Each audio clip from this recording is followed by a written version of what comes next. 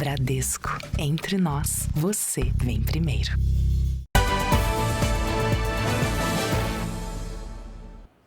Boa noite. Boa noite.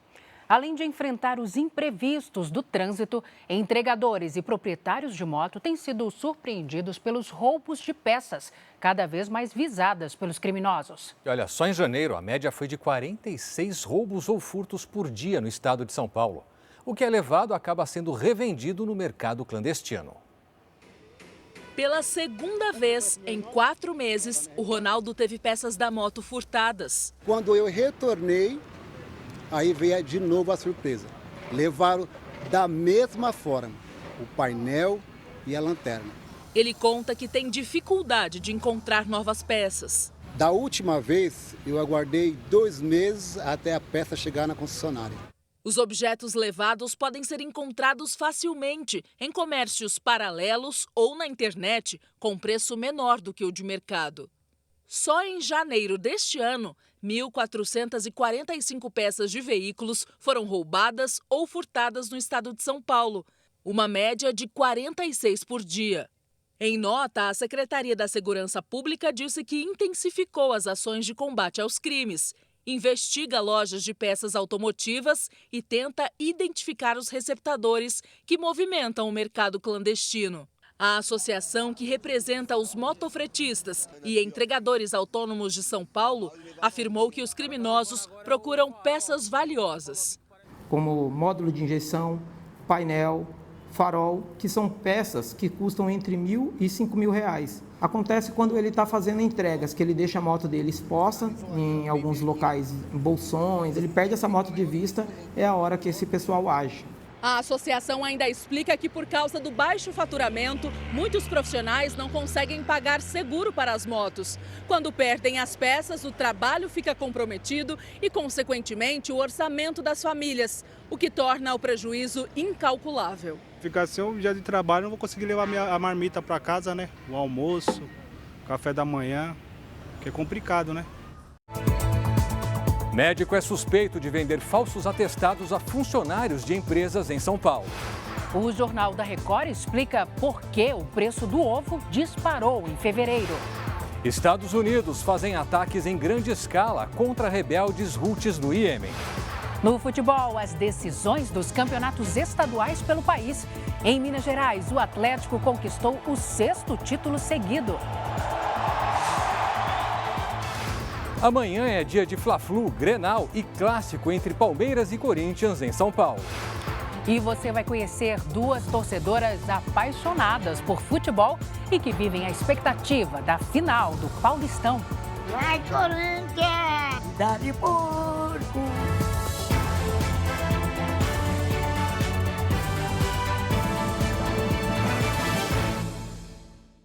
Oferecimento Consórcio Bradesco. O que mais contempla no país, contrate pelo app.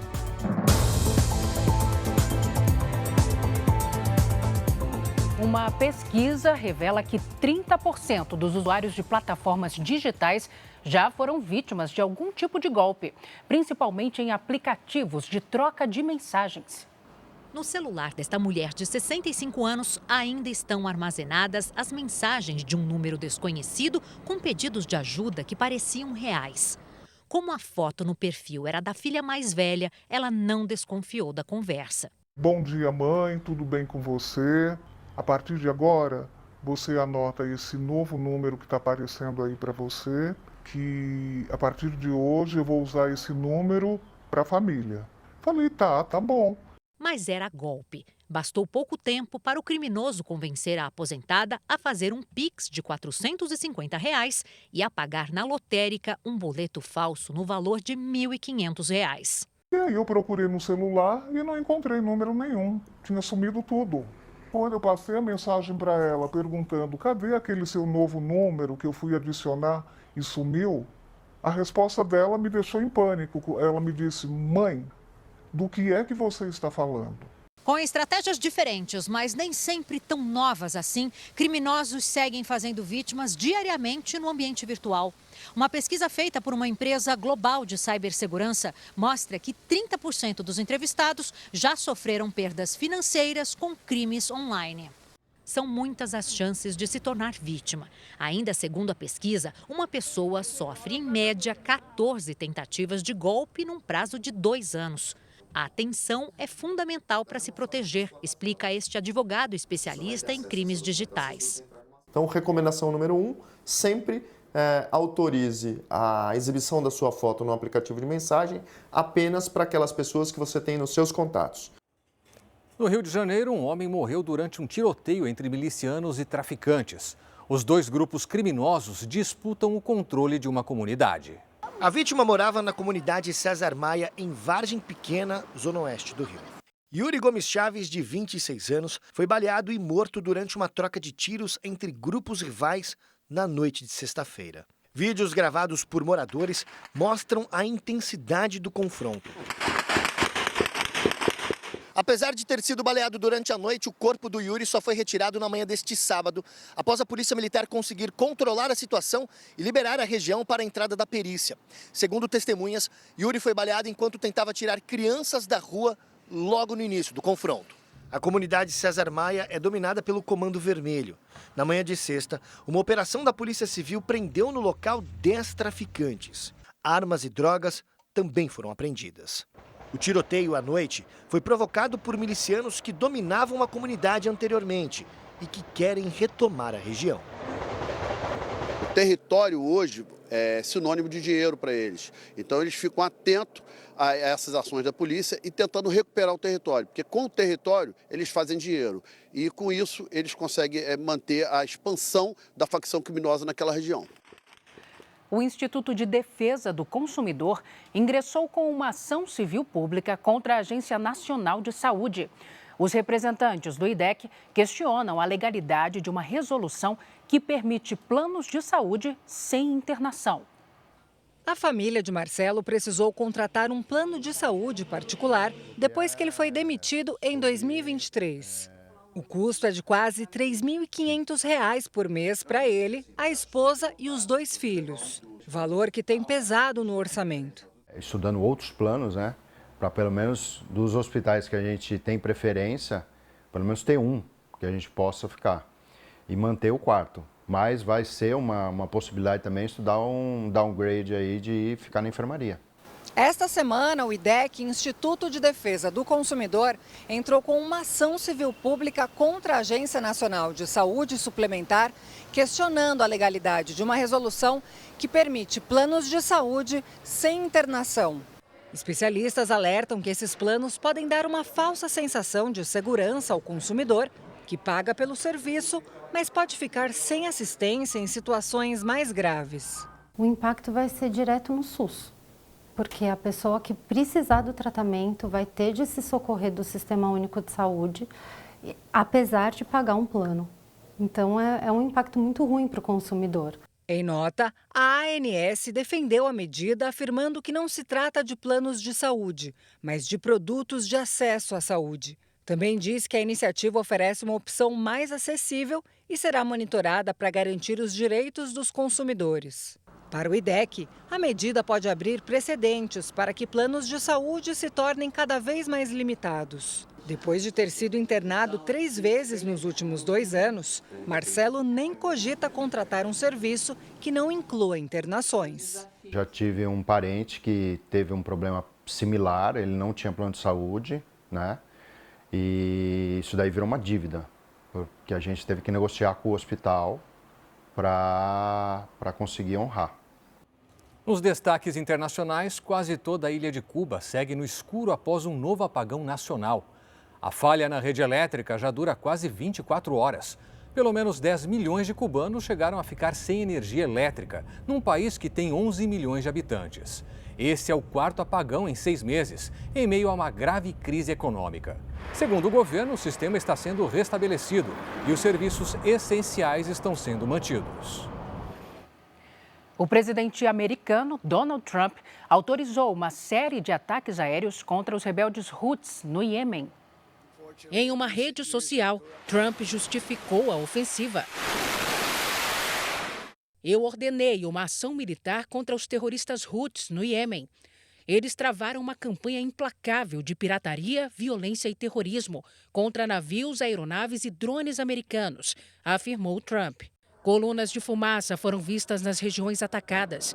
Segundo o Ministério da Saúde do Iêmen, 9 pessoas morreram. Os Houthis são financiados pelo Irã e apoiam grupos terroristas como o Hamas e o Hezbollah. Desde o início da guerra na faixa de Gaza, os Houthis atacam embarcações e bloqueiam rotas de navegação internacional no Mar Vermelho. Em pouco mais de um ano, foram pelo menos 100 ataques. No comunicado de hoje, Trump ainda disse que o apoio militar do Irã aos Houthis deve acabar imediatamente. Em resposta, o comandante da Guarda Revolucionária do Irã afirmou que o país vai se manter firme contra qualquer ameaça. 17 pessoas morreram depois que uma série de tornados atingiu a região sul dos Estados Unidos. Entre sexta-feira e hoje, foram registrados cerca de 26 tornados. Os estados do Missouri, Arkansas, Illinois e Mississippi foram os mais atingidos. As rajadas de vento nessas regiões destruíram casas, comércios e escolas. O Serviço Meteorológico do país está prevendo ventos de 130 quilômetros por hora nos próximos dias. Aqui no Brasil, a chuva mais uma vez caiu com força nos estados do Norte e do Nordeste. Hora de conversar com a Giovana Rizardo. Giovana, tem previsão de mais temporais para o último domingo de verão? Boa noite. Tem sim, Salsi, e eu trago esse destaque agora na previsão. Boa noite para você. Oi, Clébio, boa noite. E boa noite para você de casa. Amanhã, todas as capitais das regiões Norte e Nordeste estão em alerta para chuvas intensas. Os maiores volumes estão previstos para Rio Branco, Fortaleza e João Pessoa. Os temporais acontecem a qualquer hora e eles podem causar novos alagamentos e enchentes. À tarde, tempo abafado, com máximas de até 31 graus.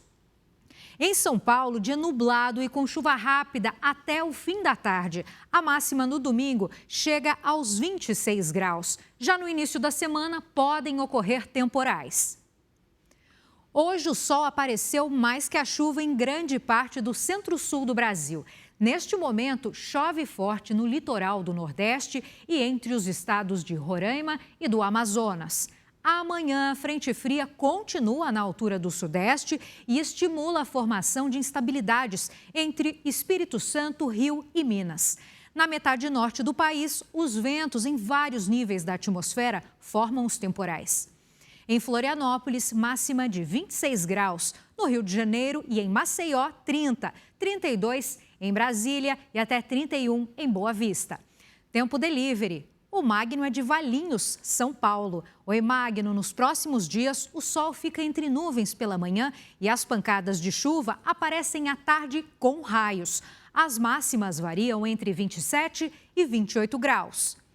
O Rinaldo é de Almas, Tocantins. Bem-vindo, Rinaldo. Domingo abafado com chuva rápida. Faz até 32 graus. Na segunda, 31 e pouca chance de chuva. Na terça, o tempo fica firme por aí. Para pedir o delivery, é só falar com a gente pelas redes sociais. Use a hashtag #VocêNoJR e escreva o nome da sua cidade. Salsi, Clébio. Obrigada, Giovana. Veja a seguir, STF analisa ação que pode acabar com o limite de dedução de gastos com educação no imposto de renda. E também as partidas decisivas nos estaduais pelo Brasil. Em Minas Gerais, o Atlético conquistou o hexacampeonato contra o América.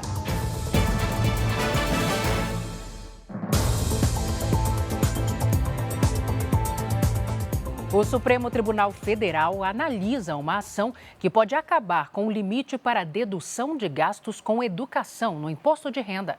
O placar está em 3-0 pela manutenção da regra atual e ainda faltam 8 votos. O Gustavo tem 3 filhos matriculados no ensino fundamental. Para manter todos em um colégio particular, ele gasta quase R$16 mil por mês. O empresário lamenta não conseguir deduzir do imposto de renda o valor pago nas mensalidades. Hoje a dedução, quando ela volta, Eu não consigo pagar nem um mês de colégio dos meus filhos. O Supremo Tribunal Federal voltou a analisar nesta sexta-feira, em plenário virtual, uma ação que questiona o teto para a dedução das despesas com educação no imposto de renda. O pedido foi apresentado pela Ordem dos Advogados do Brasil em 2013. Para a OAB, os tetos são incompatíveis com a realidade do país e violam princípios constitucionais como a dignidade da pessoa humana, a capacidade contributiva e o direito à educação. A entidade ainda defende que tais despesas, assim como as médicas, não deveriam ter limites de dedução. Atualmente, o contribuinte pode deduzir do imposto de renda, no máximo, R$ 3.561,50 do que gastou com educação por dependente. Se o STF decidir pelo fim desse teto, o impacto estimado nas contas públicas é de cerca de 100 bilhões de reais em 5 anos. Podem ser deduzidas despesas com educação infantil, ensinos fundamental, médio, técnico, tecnológico e superior. Já as despesas com cursinho pré-vestibular, material escolar e didático, uniforme e aulas extracurriculares não são dedutíveis. Em tese, todo contribuinte pode reivindicar, questionar a aplicação do teto que a lei estabelece para a dedução dos seus gastos no imposto de renda. E sim, há ajuizamentos que, como pessoa física, questionam esse método, questionam esse limite. A ação que foi pautada agora, que está pautada no Supremo, ela é um reflexo dessa demanda. O Gustavo já tem planos para o caso do STF derrubar o limite de dedução das despesas com educação. Vou conseguir pagar mais esporte, ter mais opções de lazer, fora que eu não estou usando o sistema público, então eu não onero ele, eu desonero. Neste sábado, o Brasil celebra os 40 anos de redemocratização. Uma cerimônia em Brasília lembrou a data e contou com a presença de José Sarney, o primeiro presidente civil depois da ditadura militar. O evento foi no Panteão da Pátria, que funciona como uma espécie de elo entre os três poderes. Além de celebrar os 40 anos da volta da democracia, o encontro trouxe reflexões sobre o futuro e discutiu momentos como os atos antidemocráticos de 8 de janeiro de 2023. Nós tivemos a certeza de que as instituições que foram criadas por nós durante a transição, elas foram tão fortes que já atravessaram 2 impeachment, uma tentativa de mudança do Estado de Direito no dia 8 de janeiro e agora, livremente, o nosso Supremo Tribunal está julgando o que ele apurar que sejam culpados. Em 15 de março de 1985, com a doença de Tancredo Neves, presidente eleito de forma indireta, José Sarney subiu a rampa do Congresso Nacional e assumiu de forma interina a presidência do Brasil. Desde o início do golpe militar de 1964, era a primeira vez em que um mandatário escolhido por um colégio eleitoral ocupava o poder novamente. Tancredo Neves passou quase 40 dias internado, até morrer em 21 de abril. Com a morte de Tancredo, Sarney assumiu a presidência de forma definitiva e levou adiante compromissos como a volta das eleições diretas, com a participação da população, a convocação de uma Assembleia Constituinte e a legalização de diferentes partidos políticos. Ele substituiu João Figueiredo, o último dos 5 generais que governaram o Brasil durante os 21 anos de ditadura militar. 15 de março é uma data da maior importância na história do Brasil para comprovar que a melhor opção ou a única opção para viver com liberdade é a democracia. Continuam não sendo tempos fáceis, porque a democracia é uma construção e não tem sido uma construção fácil. Nas redes sociais, o presidente Lula falou sobre a data, que nestes 40 anos de democracia, apesar de momentos muito difíceis, demos passos importantes para a construção do país que sonhamos. O presidente afirmou também que é preciso mostrar às novas gerações o que foi e o que seria viver novamente sob uma ditadura e ter todos os direitos negados, inclusive o direito à vida. O governo do Reino Unido defendeu que os líderes globais devem manter a pressão para que a Rússia aceite o cessar-fogo na Ucrânia. O Ministério da Defesa russo anunciou que expulsou tropas ucranianas de mais 2 vilarejos. As imagens divulgadas hoje mostram um cenário de destruição em Kursk, na fronteira com a Ucrânia. Equipamentos militares, munições e até armamentos foram deixados para trás por soldados ucranianos. Desde agosto do ano passado, a região estava ocupada por forças de Kiev. No entanto, nesta semana, o exército russo acelerou sua ofensiva e garante estar perto de expulsar de vez as tropas ucranianas. O presidente da Ucrânia, Volodymyr Zelensky, nega que o exército do país esteja em desvantagem. Líderes de 26 países participaram neste sábado de uma reunião por videoconferência convocada pelo primeiro-ministro do Reino Unido, Keir Starmer, para discutir garantias de segurança à Ucrânia no caso de um acordo de cessar-fogo com a Rússia. Mais cedo ou mais tarde, o presidente Putin terá que sentar à mesa e se envolver em uma discussão séria, disse Starmer. O premier britânico afirmou ainda durante o encontro que se Putin fala sério sobre a paz na região, deveria parar com a guerra e aceitar o cessar-fogo. Starmer acredita que para impedir novos ataques contra a Ucrânia é necessário o apoio militar dos Estados Unidos. Durante a reunião, os líderes também decidiram continuar fornecendo ajuda militar à Ucrânia e intensificar as sanções econômicas contra a Rússia com o objetivo de enfraquecer o país na guerra. Veja a seguir por que o preço do ovo disparou em fevereiro. E ainda, as raias são as novas visitantes no litoral sul de São Paulo.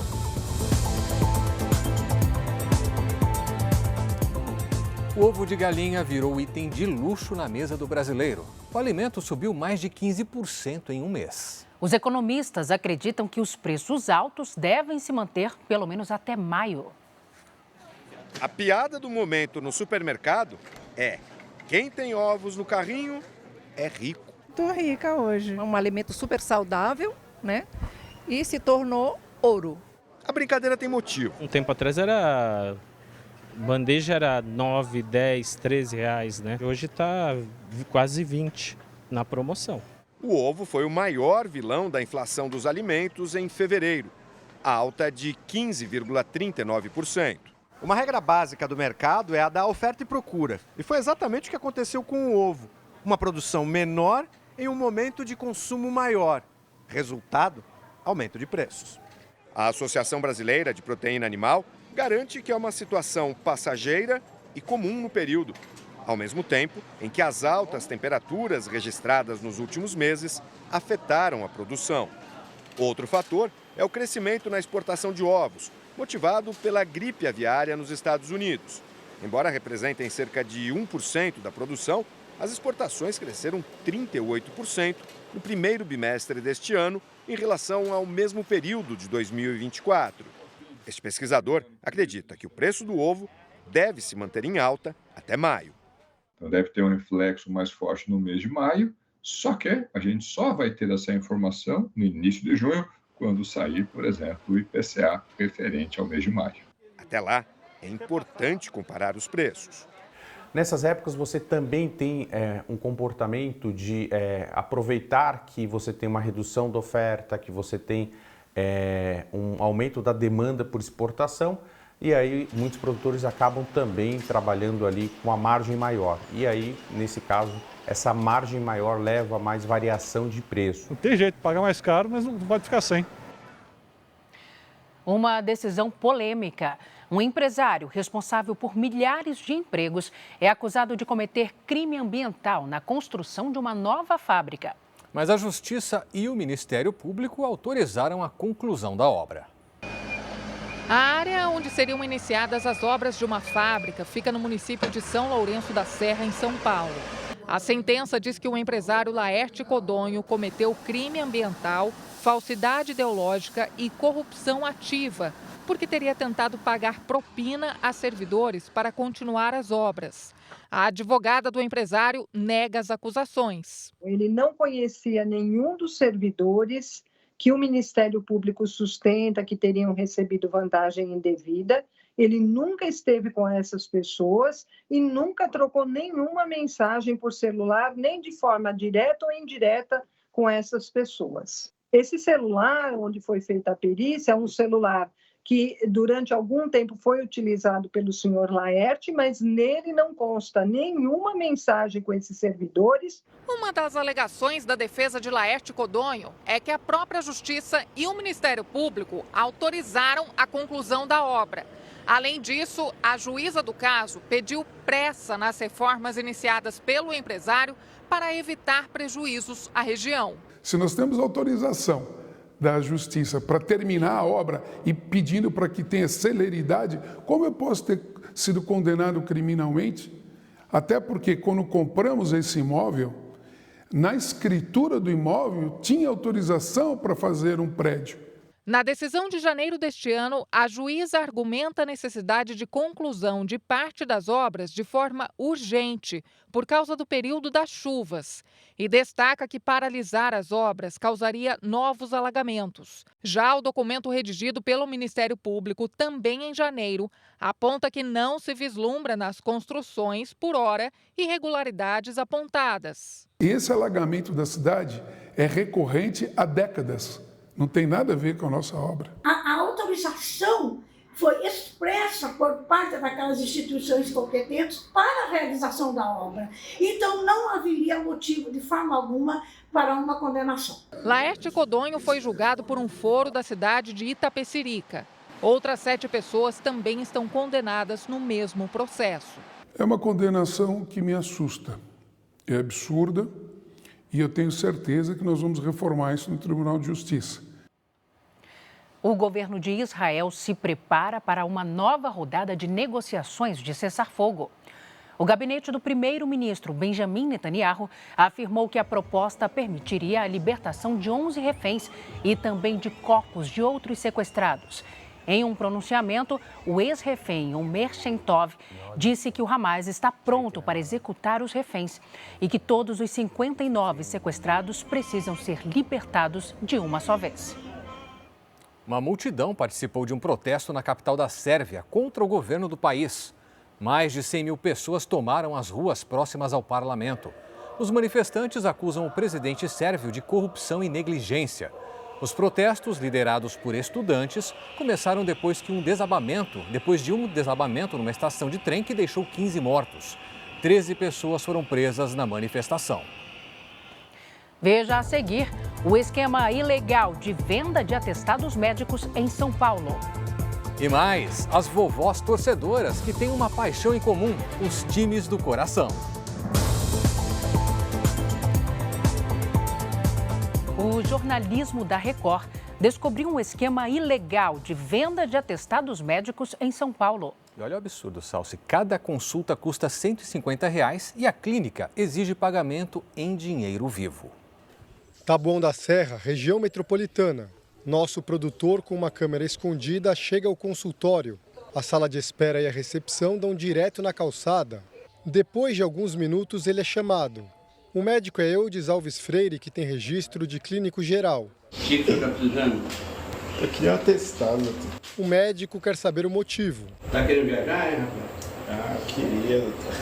E para onde? Lá pro Piauí. Aqui não vai de avião, né? Chega na mesma hora, dá 10 dias aí. Mesmo sem examinar o paciente, o médico dá 10 dias de afastamento e ainda receita remédios. O senhor já comprou passagem?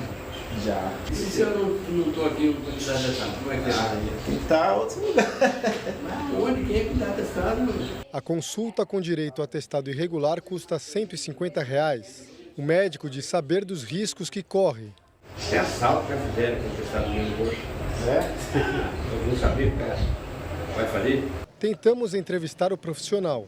O doutor está naquela salinha ali no consultório, ele já foi avisado que a gente está aqui, mas não quer sair de lá. Porque nos disseram que um advogado vai vir até aqui para conversar com a gente vai esperar.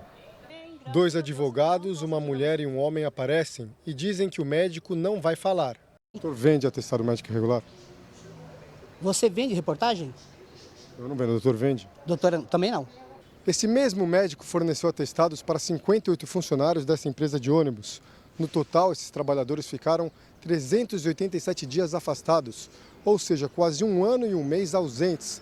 A companhia suspeita que foi enganada. O advogado da empresa explica o que levantou suspeitas. É a mesma clínica, né? O mesmo profissional, tá?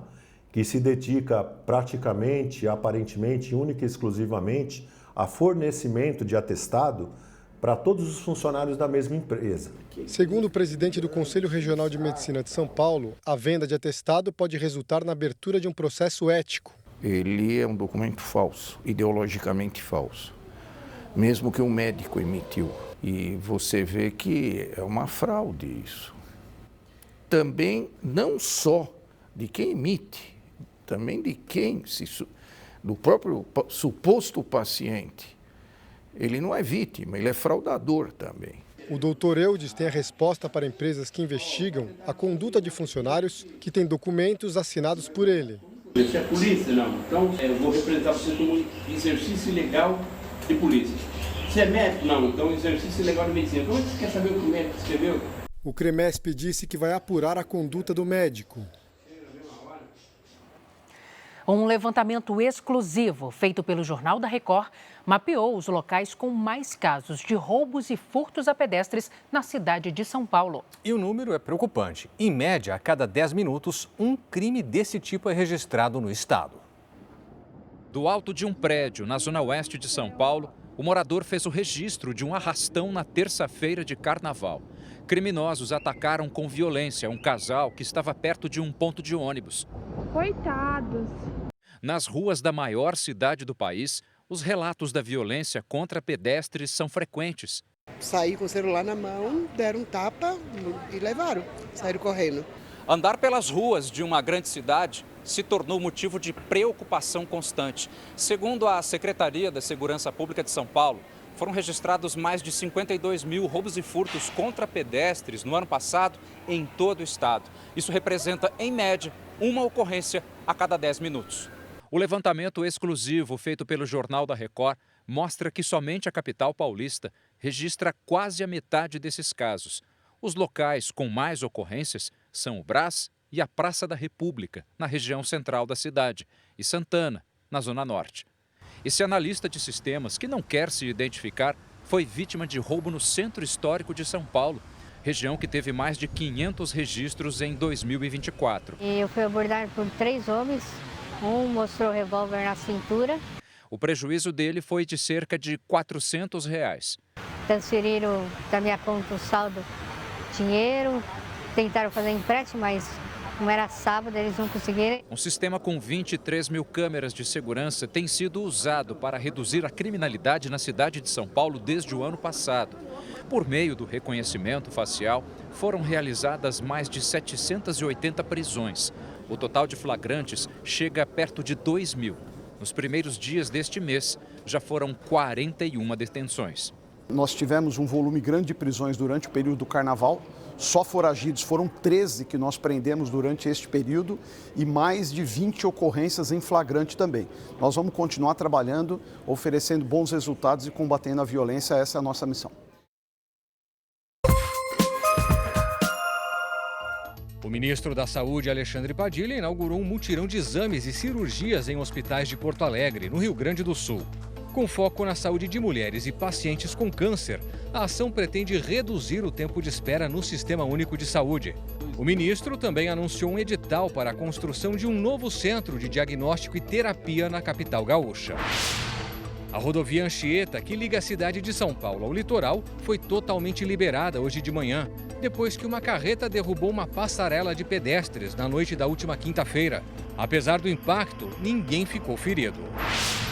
A Justiça do Rio de Janeiro condenou 2 dos 3 acusados pela morte do imigrante congolês Moise Kabagambi em 2022. Alisson Cristiano de Oliveira Fonseca vai cumprir 23 anos de prisão e Fábio Pirineus da Silva, 19 anos. O terceiro réu aguarda julgamento. Moise foi espancado até a morte em um quiosque na praia. As praias do litoral sul de São Paulo têm recebido um tipo de visitante cada vez mais frequente: as raias. Embora elas não ataquem os banhistas, biólogos alertam para o risco de ferimentos se forem provocadas. O banhista nota a raia encalhada na areia, pega de maneira meio desajeitada e devolve para o mar. É isso aí, ó. Foi embora. Coisa linda aí. A cena foi gravada em Praia Grande, no litoral sul de São Paulo, onde pescadores também registraram essa outra imagem, em alto mar. Um cardume de raias, provavelmente da espécie ticonha, considerada vulnerável à extinção. Há 2 semanas, cerca de 200 ticonhas surgiram mortas na areia da praia de São Vicente, também no litoral sul paulista. Este biólogo estuda o aparecimento de raias na costa brasileira há 2 anos. Com a ajuda de mergulhadores, tenta fazer um censo desses animais marinhos. Foram cerca de 400 operações de mergulho monitoradas, 800 questionários aplicados junto a mergulhadores recreativos, cerca de 2.000 avistagens de raias de 12 diferentes espécies. Ele não acredita em um número maior de raias, mas sim de banhistas. Os smartphones, os drones, tem muito mais, as pessoas estão muito mais interessadas em monitorar a vida silvestre. Geralmente são apenas mergulhadores em alto mar que conseguem fazer registros de raias. A presença delas, assim tão perto das praias, é mais comum no verão. Em águas quentes, procuram alimentos ou áreas para se reproduzir. Embora nenhuma espécie de raia ataque o ser humano, é preciso cuidado. No laboratório da Universidade Federal de São Paulo, esse professor mostra onde fica o ferrão que algumas espécies de raias possuem e podem provocar ferimentos. A dica é nunca tentar interagir. Viu uma raia? Se aproximou? Aprecia. Não pisa, pisar, tocar. Isso vai gerar o comportamento e o estímulo de chicoteamento da cauda, onde se encontra o ferrão. 20% da safra de grãos prevista para o verão deste ano no Rio Grande do Sul foi perdida por causa do calor extremo e da falta de chuva. O cultivo da soja foi o mais afetado. A chuva dos últimos dias não foi suficiente para aliviar o problema enfrentado pelos agricultores gaúchos. O clima afetou muito, pegou época de enchimento de grão e floração de algumas áreas plantadas em datas diferentes e a quebra é bastante grande, bastante significativa. Dados da Emater, a empresa de assistência técnica e extensão rural, apontam que 20% da safra de grãos prevista para este verão aqui no Rio Grande do Sul foi perdida por causa da estiagem. A lavoura de soja foi a mais afetada. As perdas já causaram prejuízo de 13 bilhões de reais ao setor no estado. O cenário climático mudou.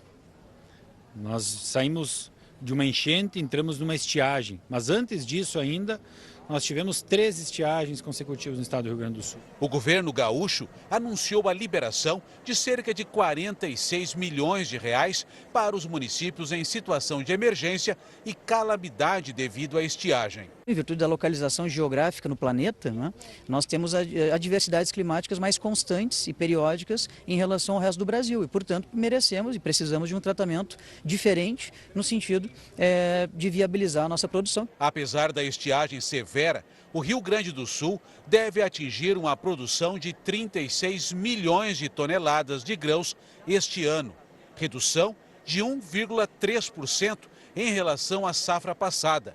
Mesmo com as perdas, a produção nacional de soja não deve ser afetada. A estimativa é de 167 milhões de toneladas, aumento de 15,4% em relação a 2024. As forças de segurança do Brasil e do Paraguai realizaram uma grande operação para combater o cultivo de maconha na fronteira entre os dois países. E segundo o balanço, os agentes conseguiram evitar que quase 260 toneladas da droga fossem vendidas.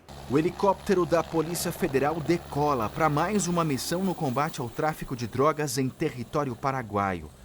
O voo acontece em áreas de reserva, dentro de propriedades particulares, onde a droga é cultivada.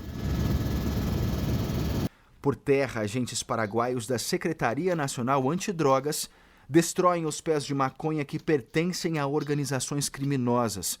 As lavouras estão a poucos quilômetros da fronteira com o Brasil, em Mato Grosso do Sul. O Paraguai é o maior produtor de maconha da América Latina. A polícia estima que 80% da droga cultivada no país vizinho tem o Brasil como destino. e boa parte chega aos centros urbanos por estradas de Mato Grosso do Sul. Em Aral Moreira, o Departamento de Operações de Fronteira apreendeu uma carreta com quase 8 toneladas de maconha, que seriam levadas para o estado de São Paulo. Neste outro flagrante, um carro abandonado estava cheio de tabletes da droga. O motorista fugiu. No Paraguai, o trabalho de repressão ao tráfico com a destruição das lavouras de maconha seguirá ao longo do ano. Mais uma vez a gente está atacando no atacado, a grande quantidade, para não deixar chegar em território nacional. E isso tem sido muito útil para a atuação da Polícia Federal e das polícias no Brasil em geral para a repressão ao tráfico de drogas. Veja agora os destaques do Domingo Espetacular. O enigma de Cajamar. Poucas vezes um assassinato chamou tanta atenção. O caso Vitória Regina. Eu vou trazer revelações exclusivas do plano armado para sequestrar e matar a jovem de 17 anos. O que a polícia realmente descobriu até agora? Esse é o local apontado pela polícia como sendo o do cativeiro, onde Michael Antônio Salles vivia. Entrevistas inéditas que ajudam a entender o que aconteceu antes e depois do crime. No momento em que ela desaparece, você chegou a tentar localizá-la? Não. Por quê? Os personagens por trás de um flagrante de tirar o fôlego. Um carro é arrastado por um trem. Dentro dele, um casal e a filha de 1 ano e 2 meses. Eu olhei para o lado e falei, ao trem, amor, ao trem, amor. Eles vão contar o que aconteceu e como foi ficar entre a vida e a morte. Só falou assim, segura na vi, moço, segura na vi. O Domingo Espetacular embarca no cruzeiro com o rei. Uma viagem pelo litoral brasileiro em um navio de luxo, na companhia dele, Roberto Carlos. Uma viagem com música e direito a momentos de muitas emoções. Continuação de uma emoção. Cada vez maior, com certeza, viu? É no Domingo Espetacular. Logo depois da primeira partida da final do Paulistão 2025. A Escola do Teatro Bolshoi no Brasil, que fica em Santa Catarina e ensina dança de forma gratuita a crianças, completa hoje 25 anos. Os bailarinos formados pela companhia atuam em 26 países pelo mundo. Há 3 anos, Isabelle saiu da Paraíba em busca do sonho de se tornar bailarina profissional.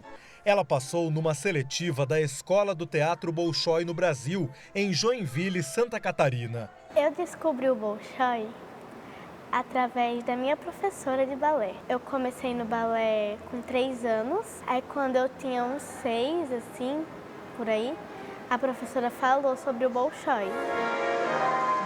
A família dela ainda não conseguiu se mudar, mas Isabelle foi acolhida por Leidiana, que é de Natal, no Rio Grande do Norte, e está em Joinville há 8 anos para acompanhar o filho, que também é bailarino no Bolshoi. Eu faço por eles o que acho que eu gostaria que fizessem pelo meu filho. A Escola do Teatro Bolshoi no Brasil é a única sede fora da Rússia e oferece ensino de graça.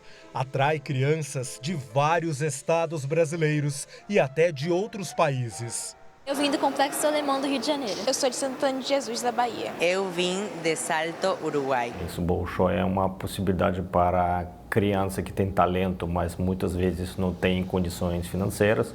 Muitas vezes a família não tem conhecimento aonde essa criança pode chegar. A escola completa hoje 25 anos no Brasil. Durante esse período, muitos sonhos se realizaram por aqui. Quase 480 bailarinos já se formaram na companhia. São profissionais que atuam em 26 países pelo mundo. Um deles é o Wagner, formado no Bolshoi há 11 anos. Em 2016, ele foi contratado pela Ópera de Kazan, na Rússia. Wagner está em Joinville para participar da comemoração dos 25 anos da companhia no Brasil. Foi aqui que eu descobri o que eu queria fazer da minha vida, foi aqui que eu descobri que eu queria ser um bailarino profissional.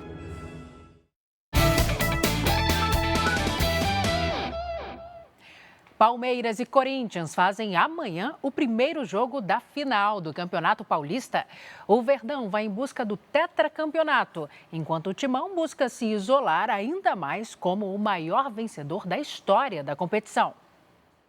Na porta do CT, o apoio dos torcedores no último treino do Palmeiras antes da primeira partida da final do Paulistão. É muita expectativa, minha dele principalmente. Que ele é fanático, eu também sou. Vai sair do Allianz Parque o jogo ganho já. Meu placar, 3-0, gol do Vitor Roque. Atual tricampeão, o clube busca o 4º título estadual seguido na era profissional. Um feito inédito, que pode vir diante do maior rival. Sempre diferente pela história que tem, de novo pelos últimos jogos também, pela rivalidade. A gente sabe que tem um monte de coisa às vezes que envolve, né, durante a decisão, antes da decisão. Então, todo sacrifício é válido para a gente no final comemorar. O primeiro jogo da decisão é no Allianz Parque, onde o Palmeiras está invicto na temporada, com 3 vitórias e 3 empates. Pelo Campeonato Paulista, há 5 anos, o Alviverde não perde para o Corinthians jogando em casa, o que não tira o otimismo dos torcedores do Timão. Vai ganhar, porque Corinthians é Corinthians, daqui é Corinthians. O Palmeiras tem uma defesa muito boa, né?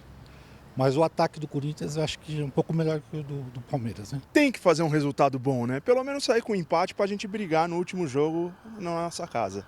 Com 30 títulos conquistados, o Corinthians é o maior vencedor do Paulistão. Tem 4 taças a mais que o rival de amanhã. A equipe fez a melhor campanha na primeira fase e, por isso, decide o campeonato no segundo e último confronto, jogando em casa. É difícil a gente apontar favoritismo num jogo tão tenso e tão importante como um Corinthians e Palmeiras, um Palmeiras e Corinthians. A questão física me parece que reforça um pouquinho o favoritismo, o pequeno favoritismo que o Palmeiras tem por jogar em casa.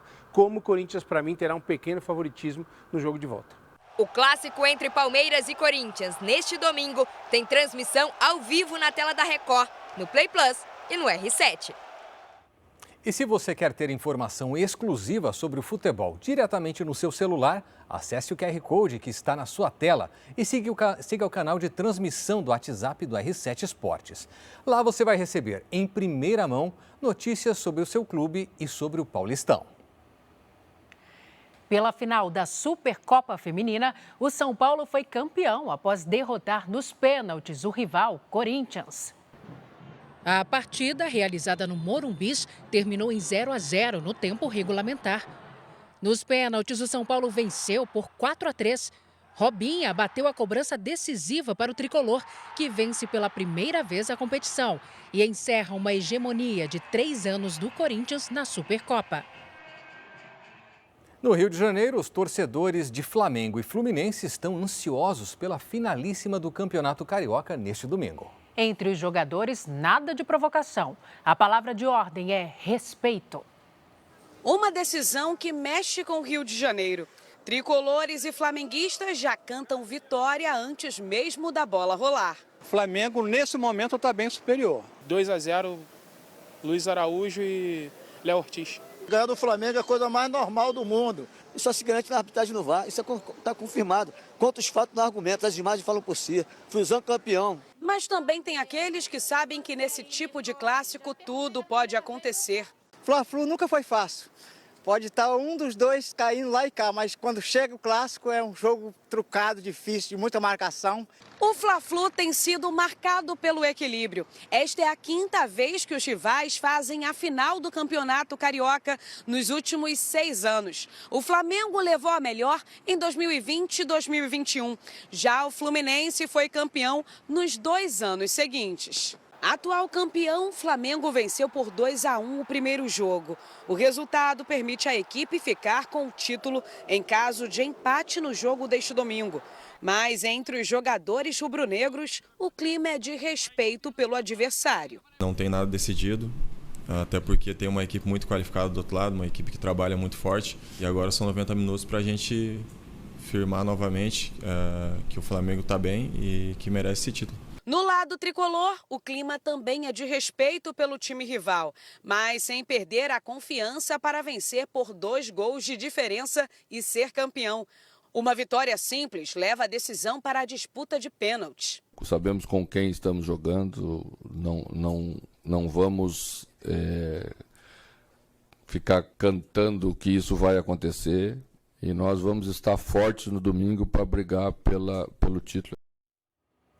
O Atlético Mineiro se tornou hexacampeão estadual neste sábado. A equipe perdeu para o América no jogo de hoje, mas a goleada por 4-0 na primeira partida ajudou o Galo a garantir mais um título. O mando do jogo era do América, mas os 42 mil torcedores presentes no Mineirão eram quase todos atleticanos. Afinal, depois de golear por 4-0 na primeira partida, o Galo poderia perder por até 3 gols de diferença, que conquistaria o título. Apesar da vantagem, o Atlético pressionou, criou chances, mas foi o América que marcou. Aos 31 minutos do segundo tempo, Jonatas recebeu na entrada da área e chutou sem dar chances para Everson. A vitória acabou com a invencibilidade do Galo na competição, mas não foi suficiente para evitar o título atleticano. Quando o juiz apitou o fim do jogo, a comemoração tomou conta do campo e das arquibancadas do Mineirão. O Atlético é hexacampeão mineiro. O time levanta a taça anualmente desde 2020. Além disso, este é o título estadual de número 50 do clube, o maior vencedor na história da competição. E tem campeão estadual também em Alagoas. O CRB se tornou tetracampeão depois de vencer por 2-1 o Asa. Vamos aos gols desta e de outras decisões pelo Brasil. Foi com emoção o título do CRB. Isso porque Júnior Viçosa abriu o placar de cabeça para o Asa no segundo tempo. Mas nos acréscimos, Anselmo Ramon empatou. E minutos depois, Igor Meritão virou para o CRB, que se consagrou tetracampeão alagoano. Em Natal, pelo segundo jogo da semifinal, o América venceu o Santa Cruz por 2-0. Tiaguinho abriu o placar numa jogada ensaiada. Taylor fez o segundo e garantiu o América na decisão do Campeonato Potiguar. Pela semifinal do Campeonato Brasiliense, o Gama abriu o placar contra o Brasiliense com Luan após cobrança de escanteio. O segundo do Gama também foi de cabeça, com Ramon. No segundo tempo, Luan fez o segundo dele, Gama 3, Brasiliense 0. Jogando fora de casa, o Londrina venceu por 1-0 o primeiro jogo da semifinal do Paranaense, com gol de Pablo Juan. No Campeonato Cearense, o time do Ceará saiu na frente na decisão do estadual contra o Fortaleza. O jogo terminou em 1-0 e o Ceará joga por um empate no próximo sábado para ser campeão. O jogador do Red Bull Bragantino, Pedro Severino, apresentou melhora e iniciou o processo para retirar a ventilação mecânica. O quadro neurológico do atleta ainda é grave. É neste hospital particular em Ribeirão Preto, no interior de São Paulo, que o jogador Pedro Severino, de 19 anos, está internado há 9 dias na UTI. O último boletim médico divulgado aponta que o jogador apresentou melhora, respira sem ajuda de aparelhos por algumas horas do dia e também não usa mais sedativos.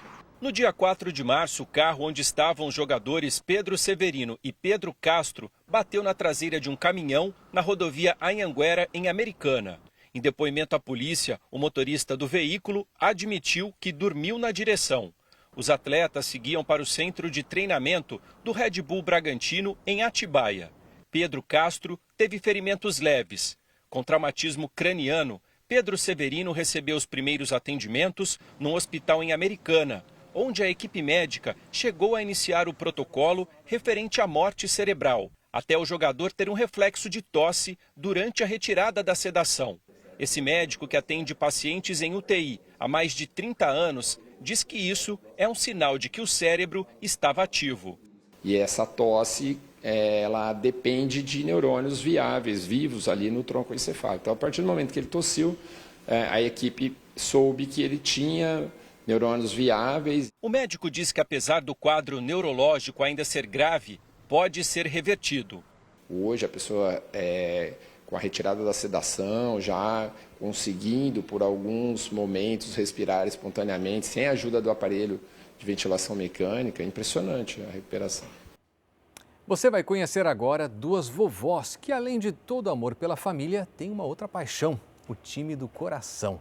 Para elas, os jogadores e técnicos são como se fossem filhos ou netos. Amanhã, a dona Heloísa e a dona Magnólia estarão em lados opostos da primeira final do Campeonato Paulista. Mas as duas têm algo em comum, a confiança na vitória.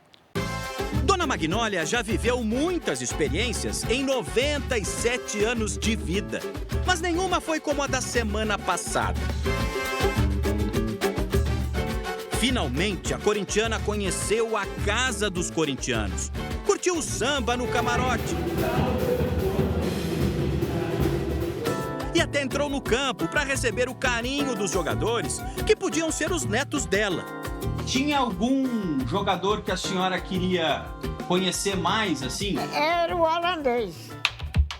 Quando Memphis Depay chegou ao Corinthians, em setembro do ano passado, ocupou o lugar que um dia foi de Marcelinho Carioca, ídolo do Timão.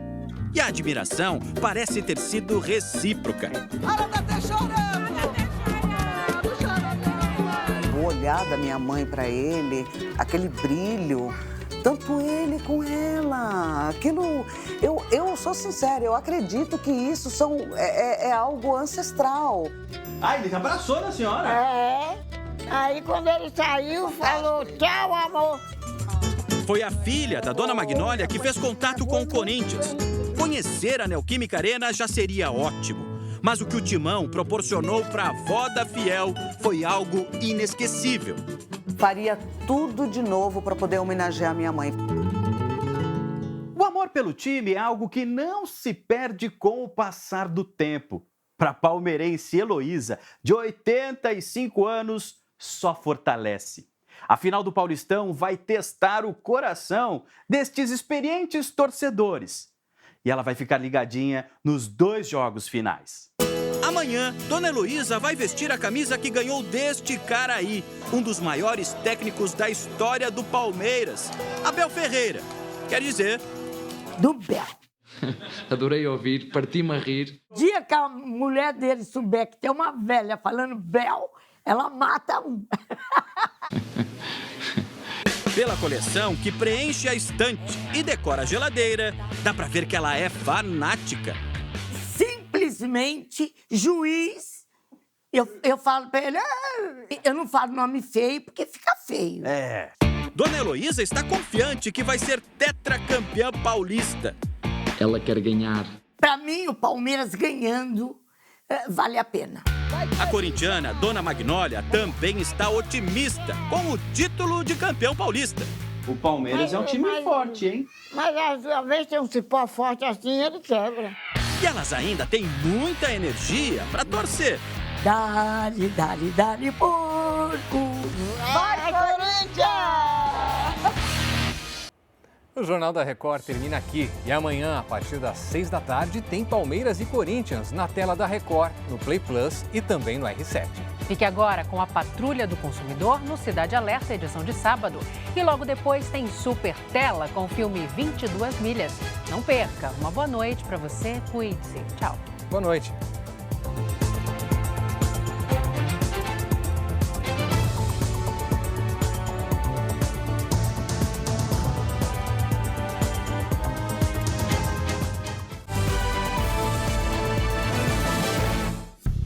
Bradesco, entre nós, você vem primeiro.